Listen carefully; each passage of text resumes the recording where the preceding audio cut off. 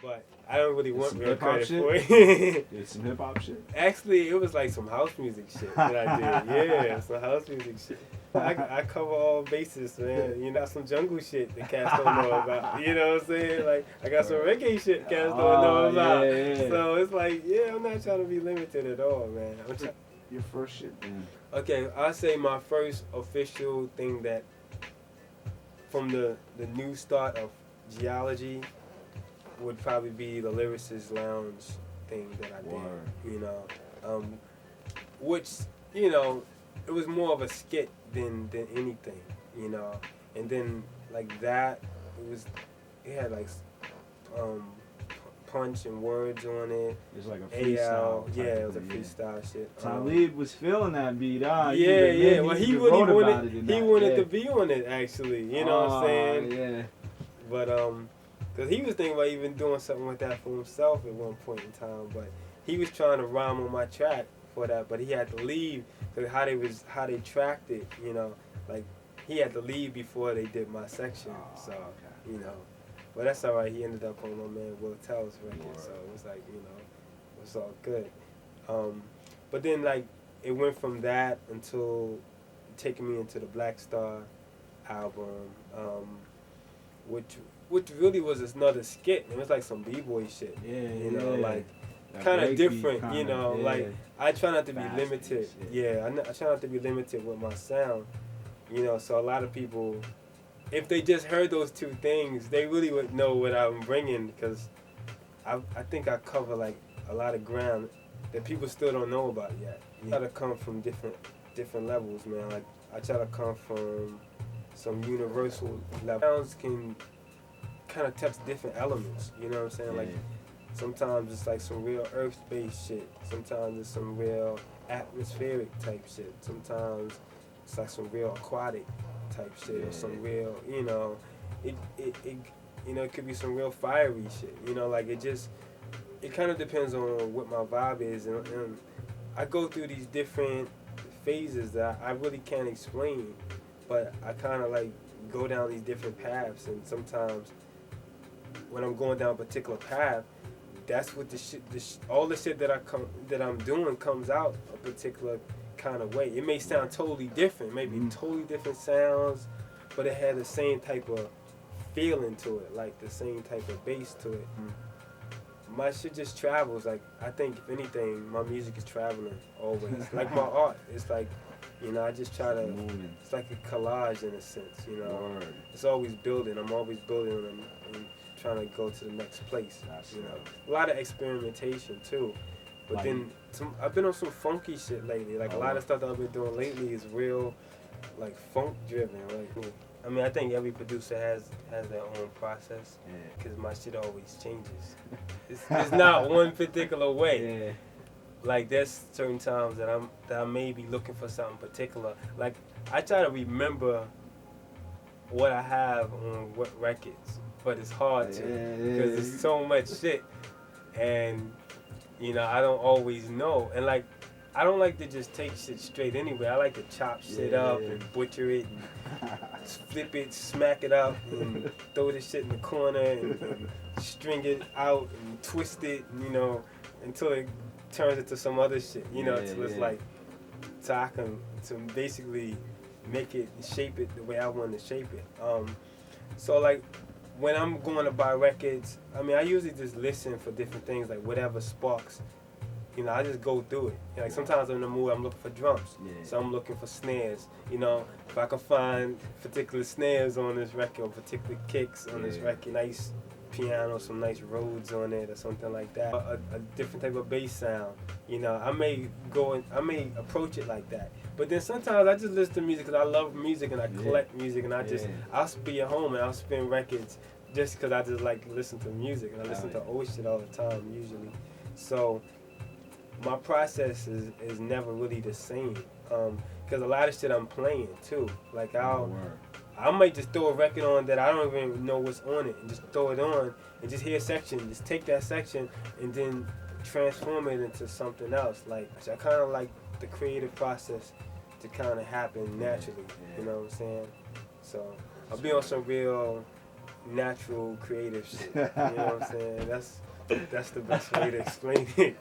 I can't really explain it no other way. Where you shop at usually. You don't have to name Can't it. reveal the secret. Yard sales. I got you. Yard Exactly. sales, Yard yo. sales. That's Yo, my shit right in Brooklyn, there. we have street sales. You know what I'm saying? Like sometimes people just be having shit in front of their house. Yeah. Certain situations, go to thrift shops. You can go to record stores. I like to go out of state actually. Most of the time, like I really love to go out of state and get records because then you can end up getting shit like much cheaper and you can get more. Yep. You know, like in New York, they just be killing you. They be spanking you for a record. You be like, damn. I'd rather like go to like Virginia and buy a whole box of records for $5 and have like 100 records in it. These are the best kind is when someone just want to give you their records. Like for his wife, and he just gave his whole collection to my uncle. You know, like shit like that. So I've had situations where people have given me records like that. Like they, you know, those are the best. Those are the best situations, but they don't happen every day. Yeah. You just gotta find like, you know, somebody's grandmother that just want to throw out the records that don't, you know. Or I see records in the trash sometimes. I'm like, people be throwing away shit. I'm like, nah, you can't throw away your records, man. That's one of the things that I realized about hip hop. Because exactly what you said, I mean, I knew that I enjoyed the music and I loved it, but I didn't know that it was going to all turn out like this, you know, to this degree. Like, I felt like I always wanted to do it, you know, and it's like something that nowadays, it's like graph, like, you know, there's 40-something-year-old graffiti artists, you know what I'm saying? It's in your blood, you just, you can't let it go, you know what I'm saying? I mean, that's the beauty of it. It's just now people just need to keep putting good shit out and get off of the bullshit. Yeah. It's the politics of, you know, the business. And I know people need to get money and shit like that. People need to understand music has more of an importance than just a money-making, you know, avenue. You know, it's like, it's a whole spiritual connection to music, you know, like, that connects to life. So I feel like, you know, without music in this world, I can't even imagine myself living and being happy. It's like, if people were in a situation where music was taken away from them and they could never hear music again, I think motherfuckers would go crazy.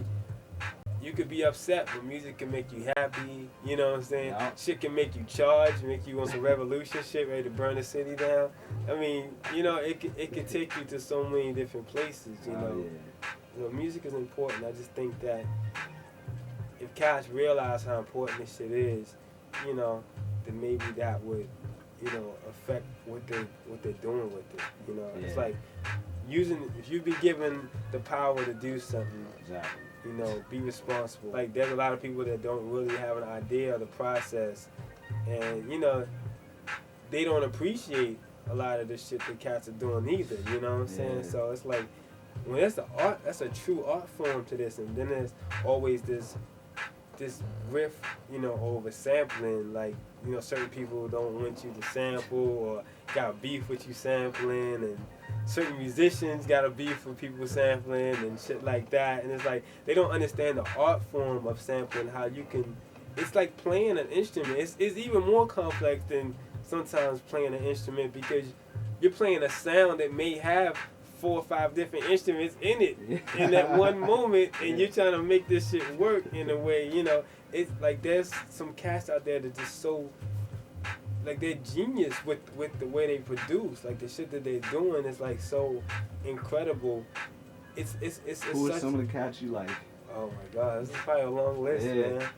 JD from the Uma. Oh yeah. JD shit is tight, man. Like, JD is really dope. Spinner shit is tight, you know.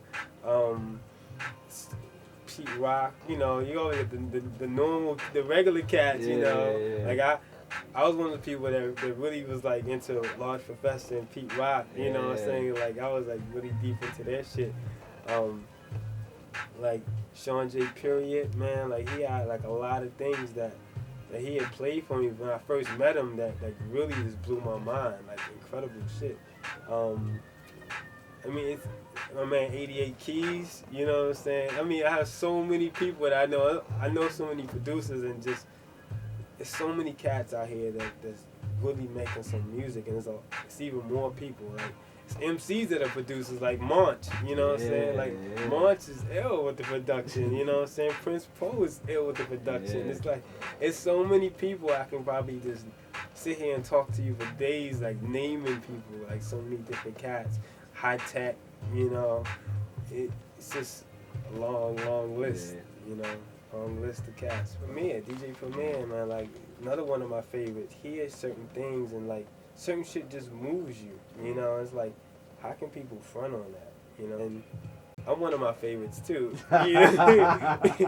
Song with Daylight. Me and Mos Def we did another track that the public haven't heard yet. I'm pretty sure it'll be more Mos Def shit. Maybe I can do some more like Black Star stuff together, like with Qua and Mos together, or just do some stuff with Kweli. That would be dope too. I was working with Bahamadia, and Unspoken Heard, you know, another group that I did some work for. Waiting for that to come out. Jig Masters, DJ Spinner's group, him and Krim. The stuff they released on Tommy Boy, I did something for them. So that's gonna be environment-wise.